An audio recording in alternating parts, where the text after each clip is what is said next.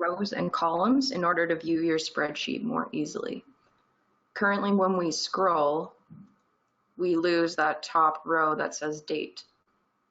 So to freeze this, we're going to go to View, Freeze Panes, Freeze Top Row.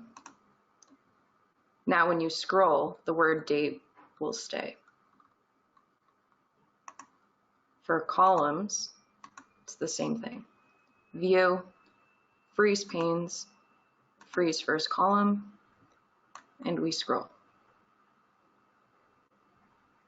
To unfreeze these, you simply go to View, Freeze Panes, Unfreeze.